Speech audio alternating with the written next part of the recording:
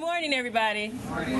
My name is Maggie DECARLO. If you haven't met me by now, if you haven't gotten 20 emails from me by now or more, if you haven't seen my perky little caffeinated chipmunk picture online or on the Facebook page, then you are in the wrong place. Okay? You should probably be next door at the law school. You know, it helps if we turn on the power.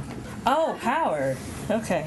That'll save my voice a little bit. I won't have to yell all day. I got a long day of moving you around. Again, good morning.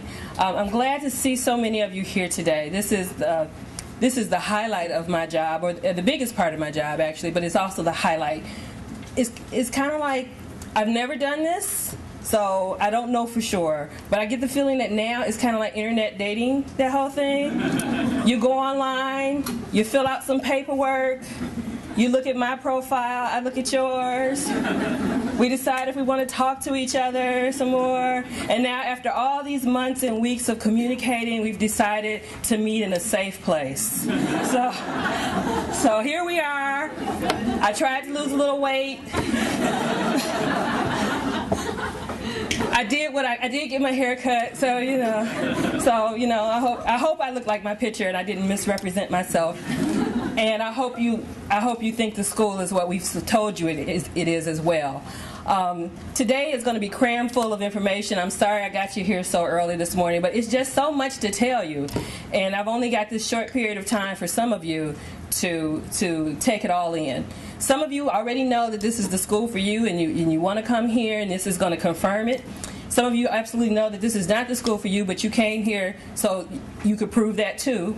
And then some of you are truly undecided, and so we hope to confirm everything for the true believers, disprove everything for the unbelievers, and those people on the fence. We just hope you take it all in and drink the Kool-Aid with the rest of us. Okay? So without any further ado, we'll go over some things. We got a little bit of time to make up. Your schedules are in your packet, and I'll go over those after we go through some introductions and things like that. But we're going to try to get all your questions answered today. So if there's anything that's burning that you don't want to forget, please write it down. And if at some point during the day you figure out that question has not been answered, you see me before you leave. And we'll definitely try to make that happen. We have food all day. We have people and talking to you all day. It's just an all-day kind of thing. So bear with us. Flexibility is the key here, not just for today, but for grad schools in general. And we should hopefully have a good time. All right? Any questions so far? One housekeeping thing. The ladies' room, if you go out this hall straight ahead, it's on that wall right there. The men's room, you go out this door, you make 2 quick right turns, and it's right next to the elevator. And as always, you don't have to ask permission, okay? So just so you know. So I'm going to introduce right now, it is my greatest pleasure to tell you who we have in the room. I'll start at the end with Ellen Cohen, who is our Dean of Students. Some of you may have talked to her already. It's okay to clap. Yeah. That'll be the last time, I know. And next to her is Dean Emeritus Robert Michael, who you'll hear more from in a few minutes. But right now, yeah, you can clap for him especially. He was the first dean of the school, but you'll hear more about him in a minute. But right now, it is my distinct pleasure to introduce to you our current dean. Since July of 2009, our dean has been COLM A.o'MUIRCHEARTAIGH.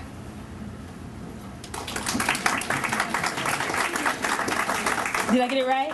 Absolutely. I was very jealous. I don't know if any of you are how many from Chicago, but on WBEZ this week, he did a piece on the census.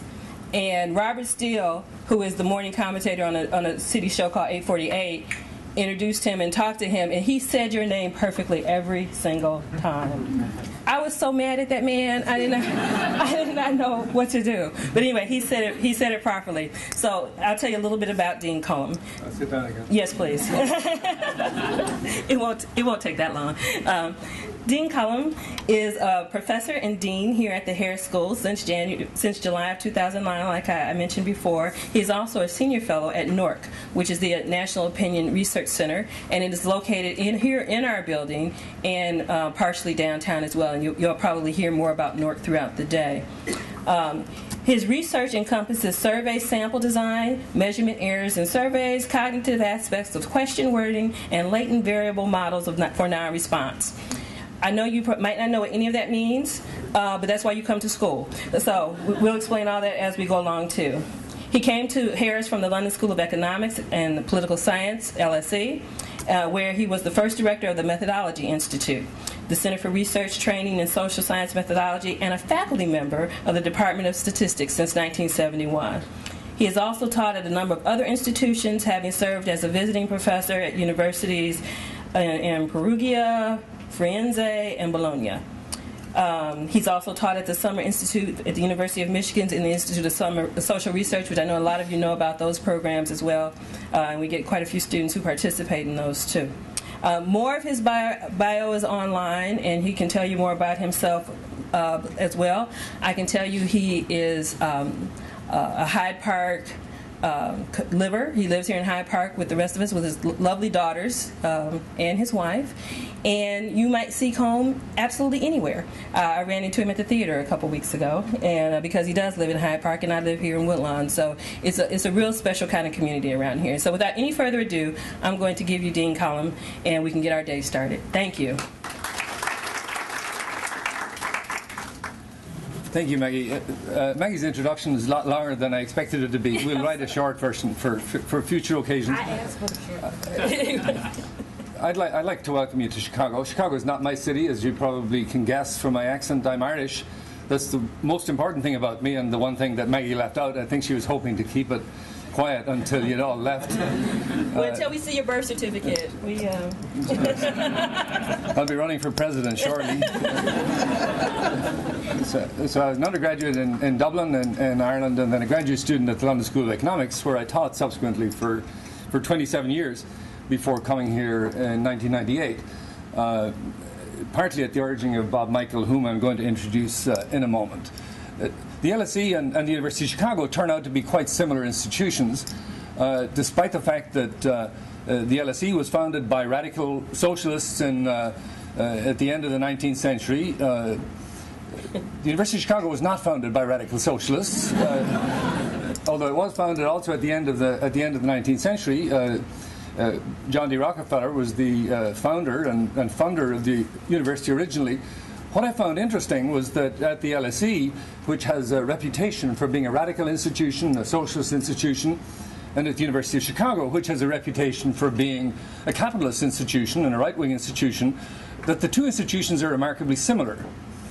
And I wondered how this could come about, and I finally came to the conclusion that the reason it came about is that both groups are dedicated to actual evidence and actual research and actual thinking. And if you do think carefully, no matter where you start from, you're likely to finish up somewhere that's not all that different from where somebody else will finish. So in a way, I see the disappointment I had at the LSE that it wasn't socialist enough, and my pleasure at the University of Chicago that it's not quite as bad as I thought, that this comes from the fact that in both cases there's an honesty to the intellectual endeavor that means that they reach, in many cases, fairly similar conclusions, but argue about it continually.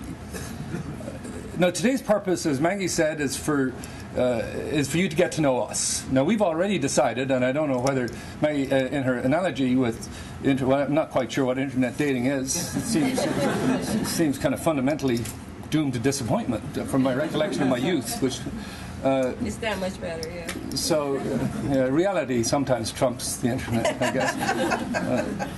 So the purpose of today is for you to get to know us. We've already decided that you would be suitable for us without asking you to lose weight, cut your hair, clean yourselves up, any of these things. But the purpose for today really is that you should make the right decision. We would like you to come here, but only under one condition. The only time I would like, and speaking for myself, but I think it's true for the school, is if we're actually the right place for you to come. So we'd like you to know more about us and decide, is this the kind of environment you want to be in? You'll all have offers from other fine institutions, and one of these might be better for you. And if it is better for you, that's where we would like you to go. At least that's where I would like you to go. So you find out which is best, and the one that's best for you is where you should go. We don't want you to come here if we don't suit you, right? And so try to find out as much about us as you can during the day and after you go back, and make that decision. not to please us, but to please yourself and to find a match for you. It's a different kind of institution from the others. I'm sure all the ones that have offered you places are good institutions, and some of them may suit you better. So your job here today, is a real job, is to use your time to find out more about us so that you make the right decision. My main purpose, however, is not to say that, but to introduce my good friend and colleague, Professor Robert Michael. Bob is technically retired, but is in fact less retired than many of my active colleagues. He's a distinguished service professor here at the university. This is a level above the gods. And was the founding dean of the Howard School. He was also director, what's now called president of NORC, the National Opinion Research Center, and is currently principal investigator on the National Longitudinal Study of Youth, which is a cohort study that maps people's outcomes from early teens through to, I'm not sure, some of them are dead now, but essentially until death, to see what happens to people, and it's one of the most important studies in the country. Bob was dean when I came here in 1998 and was partly responsible for my coming here, and he was a really good dean. And my aspiration is to try to be as good as Bob. I don't expect to be as good, but my aspiration would be to be as good a dean as Bob was over a long period here at the school. Now, in terms of when I was asked to do an introduction, I realized that Bob knows much more about the school, its background and its history than I do, and it seemed to me appropriate that Bob would do this short introduction to the school and then would be happy to take a few questions. Bob would be happy to take an infinite number of questions, but we're not going to let him take an infinite number of questions because Maggie has a schedule. Yeah. So I'd now like to introduce my good friend and colleague, Bob Michael. Good morning. Welcome to the Harris School, and for many of you, welcome to Chicago. Hi, George. How are you? You'll discover next year when you're here that COLM is, among other things, the funniest dean in America. And following COLM in giving any kind of a presentation reminds me of a circumstance I used to have with crowds like you when I was dean. Usually in the fall when we'd convene that first day of camp and people were together. As dean, I'd come to welcome people, and I'd have 5 or 6 pages of notes that I was bringing to go through, and I brought our someone along usually to also welcome folks, and we had a good state senator at the time, so I asked him to come, and he taught here on campus and was around often, and so I'd come with my 5 pages of notes and give what I thought was a really eloquent 10-minute presentation about the school and what your life was going to be, and then turn the floor over to this young, skinny, good-looking fellow. And Barack would walk up and write his phone number on the board. He never had a note. He'd take his jacket off and throw it over the thing, and then he'd stand there and blow them and me away with his presentation, which was so much better unprepared than mine was prepared. So it's same kind of thing following COLM and this sort of thing. He asked me to talk to you about history, and I thought I'd give you 2 or 3 minutes of public policy history generally, and then maybe 5, 6, 7 minutes on the Harris School. So then if you have a few questions, fine. And what we don't get covered here, as Maggie said, and COLM, the rest of the day is to inform you about our school. So we're pleased you're here. But let me back up a little bit and talk about public policy generally. It's a relatively new profession, but if you look it up in like the U.S. News and World Report and looking at rankings, you'll see over 200 schools listed there. So it is quite widespread, even though it's a relatively new profession. But that set of schools that are listed reflects the heterogeneity of this area. There's the public affairs set of programs, the public administration set, and then the policy analysis group of which we are a part. And as COLM said, if some of you are primarily interested in one of those other dimensions, we probably aren't the school for you, but then again, the folks that want that probably aren't here. The public or policy analysis area in which we hang our hat and are among the good schools has a particular style of content, one that I want to go over with you in a little bit. But this area got started years ago, but when I was your age, there were very few schools. There were 4 or 5 that had been started much before that. Michigan's program was probably the first, started in 1914, Syracuse 1924, Princeton in 1930, Harvard in 1936. But this area got underway really in the 1970s with the Ford Foundation that supported the creation of several and 8 schools that were the powerhouse behind this domain of policy administration. UC Berkeley and Harvard, Stanford, Duke, Carnegie Mellon, Michigan, Texas, and the Rand Corporation all got really a major boost from the Ford Foundation. Chicago didn't apply. Chicago has always been a more theoretical university than many, and made no effort to enter the area of public policy at that point. But through the 70s, it started a little program and got to like the fact that the students it had in public policy in analysis were innovative, enthusiastic. I was at that point teaching in the Department of Education, and I really liked the students that came from the policy school into our program. So it was the late 80s when the University of Chicago created the Harris School. A professional school like this implies a core set of materials, a curriculum that defines an area, and then a career track. And that is developing in this country very nicely, very well. It's been my sense for years that over time these schools that focus on problems and topics, health, education, international security, and the like, would ultimately eclipse the social science disciplinary boundaries. So in choosing to go to a policy school instead of, say, a political science or economics program, I think you're aiming correctly for the future. Obviously I'm biased in this. I've been in this for 25 years. I think this is the right thing, but I see its development here and across the country as affirming that concept. And the being late in getting into this program, as the University of Chicago has, doesn't mean we haven't become one of the important contributors in the concept and the notion of what a policy profession is. The school began here in the 80s, building on the strengths of the social sciences. This is a great research university, one of the really great ones here at the University of Chicago, and one of its strengths is in the social sciences, in political science, economics, statistics, psychology, sociology. And the concept of creating a school that took the strengths out of those disciplinary programs and created something that focused on a set of real-world issues and brought the tools of those strong disciplines to bear in practical terms is what this school was conceived to be, and has become a leader in the policy world through that concept. Chicago's always focused on the theoretical. Our law school is one of the most theoretical in the country. Our business school is one of the most theoretical in the country. And yet there's always been at the university, in addition to the notion that ideas matter and that this is an institution that has a lot of theory, a sense that there has to be practice amid the theory.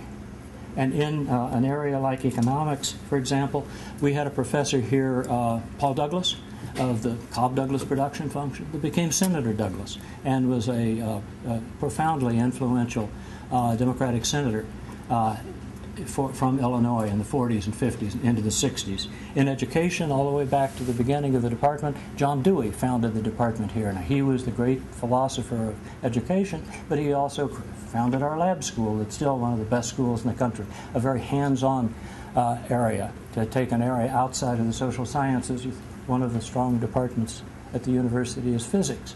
And Enrico Fermi was a physicist here and became very involved in practical affairs, applying the theory to practice in the creation of the development of the atomic bomb.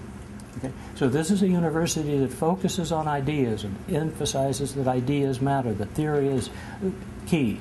On the other hand, it has always had this other current of practice amid the theory. And that's what this school is. So coming here, you'll get a lot of theory, and you'll have an opportunity to encounter a lot of theoretical developments across campus. But there's also then that dedicated commitment to applying it, to understanding how those concepts, those ideas, those tools play out in dealing with real-world problems for the kind of profession that we think you are here to prepare for. So this is a school that fits well within this university and builds in that direction. It also fits well within this city. I have thought for years that of the various fine policy schools there are, none has the opportunity that ours has to connect you to a large, complex city in the application of the areas of your interest. Okay, you think of the other fine policy schools, and they're either in little towns, Princeton, okay, or they're in big cities, but their focus is not on city. Harvard's a great example. Its focus is much more on the federal government. Okay, ours is not so. We're further from Washington. We take some pride in that. But we are very focused on urban problems and city issues and have wonderful ties with the mayor's office, all the city government, all the agencies downtown, and the opportunity to get the theory here, to apply it there, and then to go out in the world with that under your belt is quite exceptional from this school. We have a program that has a first-rate core, and the core are these theories, the theories in economics, political science, statistics, a little bit of psychology, a little bit of sociology, a little bit of other things, but a core. And then a second component of the program is in the application of those core tools to a set of subject areas. Okay, and then social policy, there, whether it's education, policy, or poverty and income, labor problems, child and family policy, and international policy, all three of the domains of international security, international development, international relations, and national policy. So first you get these tools, and they're tough, they're hard, and that's where our program is at its strength, at its strongest, in identifying and committing, insisting that you learn those tools well. And it is a bit intimidating. We wouldn't have admitted you if we didn't think you could do it. So you shouldn't be sitting there frightened. But you should be sitting there frightened of this.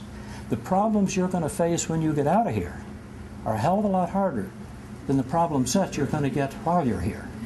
Okay? And if you don't get well trained in your professional 1, 2, 3, 4 years of training, you're not going to do well with those awesome problems you're going to confront later. So you better hope the training is tough, and that it stretches you, and that it insists on you getting these tools really well. Because later on, you're going to need them. So our commitment is to make sure you get those tools. We know them quite well, and we can teach them very effectively, and we want you to get them solidly. Then that second part of the curricular program is in taking these subject areas and applying them. So I teach, of course, child and family policy. Okay, so we do a lot of derivatives, because you have the calculus and you know the economics, and we do a lot of fancy models dealing with issues related to policy domains having to do with children. That's what we all do in that second year of the program. Help you get the experience using those tools that you got in that first year in these subject areas of your choice. The third area is, since you're interested in a profession that has a lot of other tools that aren't those theory, we have a lot of courses on those tools. Tools like accounting, budgeting. The state budget director of last year is teaching a course this spring on state budgeting, and she knows what she's talking about. She was it last year. She stopped doing it. It's in this state a good thing to not do, but a good thing to have done. So she's teaching the course in budgeting right now. In program evaluation, okay, and using those statistical tools. In survey research, the connection with NORC and these big studies like the big one that we track these young people from teenage years to death. That is truly, for 30, 40, 50 years, we track them. Well, how do you do that? How do you keep track? Right now, we just yesterday, in the 13th year of one of these annual surveys, we hit the 85% mark. And we still have 85% of the people we had the first year in the 13th consecutive year of studying these people. And they move all over the world. We track them. We go to the jails to get them. We're on the borders when they come back. We call them if they're in Europe. We keep them. Okay, how do you do that? How important is it to do that? Okay, you learn that sort of thing as the tools component of this curriculum. The third is, or the fourth, the core tools and the subject areas and then these professional tools, is this is a great university, and we urge you to take some other courses. Get out of here. Okay, go to the rest of the university and at least take 1 or 2 or 3 courses outside of here. But we're good, but we're not that good. And there are other good people here and all over the university, and whether it's music, okay, and if you're a piano teacher, there's a first-rate music department here. Okay, and to get a little exposure outside of here, as well as a good bit of exposure outside of here in terms of downtown, is part of what we want you to do. We are much more applied, much more practical than would be the case if you were talking to the group over in the political science department or economics or physics. Okay, we are the applied outreach group. We also then have a whole lot of other little programs that we just love. Things like a mentor program, a civic mentor. Each of you may have a civic mentor. You don't have to, but if you want one, we have a long list of folks downtown that just love to take a mentee. That's what you are. They're the mentor, you're the mentee. And a partnership that gives you advice of a different kind that we as faculty members can give you. We have a lot of field internships, a lot of programs that we have set up with agencies of government and private and nonprofit organizations that need 5 students to do something, and under some supervision here, you can participate in some of these field internships. A lot of practice in writing briefs, a lot of practice in giving public addresses. Of course, in leadership, and the thing I'm doing right now, we have a salon underway this quarter in data. So don't get too excited with data. But so a lot of innovation in what you can get exposed to here, and I think I'm running out of time. I'll stop. Wait, you can take a few questions. Indeed, I can take a few questions, or if you have others afterward. So I look forward to seeing you all in the fall, and good luck to you. Any questions?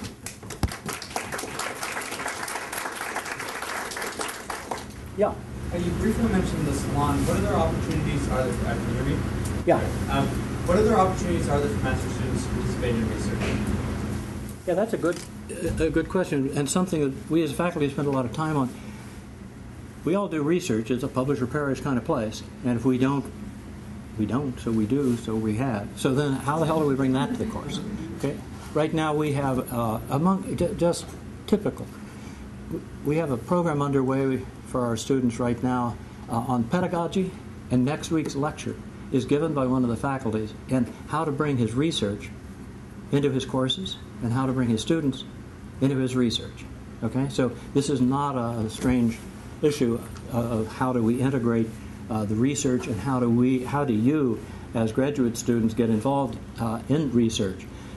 First of all, in that first year you learn enough statistics and enough theory that you're a damn good research assistant by halfway through the year, by the end of the year. So as a researcher, I like you. That is, I want to hire you. This salon we're running right now with 3 professors and 10 students is just that. You already know the basic statistics and the statistical software that we want you to use, so we bring you together. That happens to be a paying thing, not a course thing. But we have this big, wonderful data set. I have 130,000 variables in my data set. 130,000. You can't find anything. Okay? So what we are working with those 10 students to do is to create much easier little subsets and then write policy briefs that we intend to take to Capitol Hill based on this wonderful data. How many people voted last year? How many died?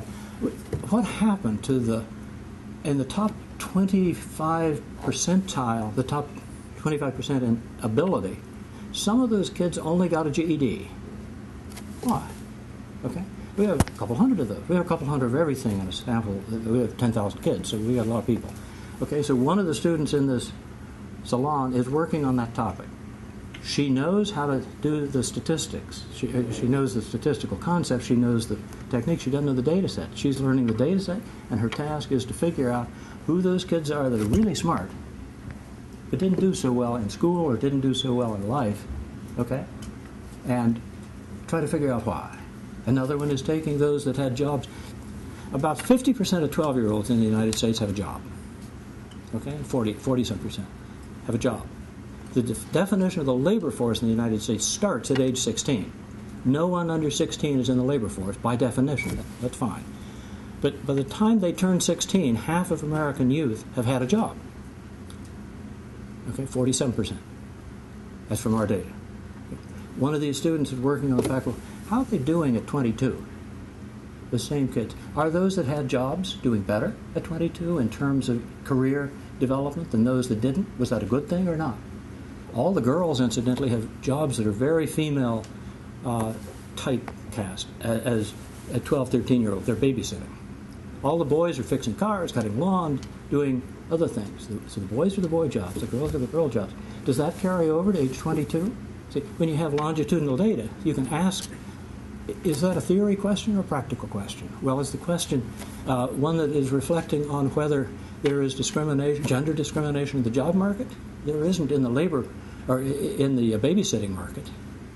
So are the women that are doing the female jobs who later on are doing the female jobs, is that because the market constrains them or because that's the choice they made?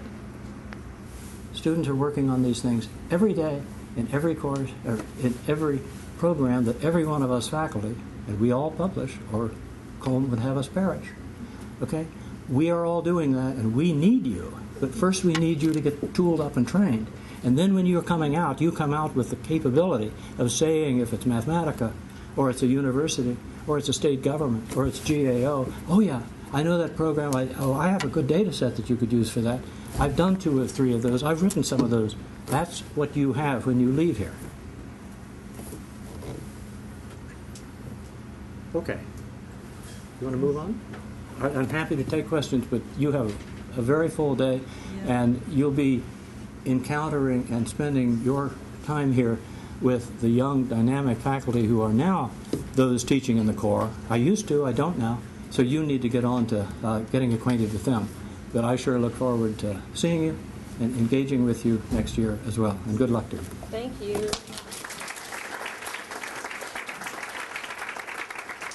Now, are you sure you don't have any more questions?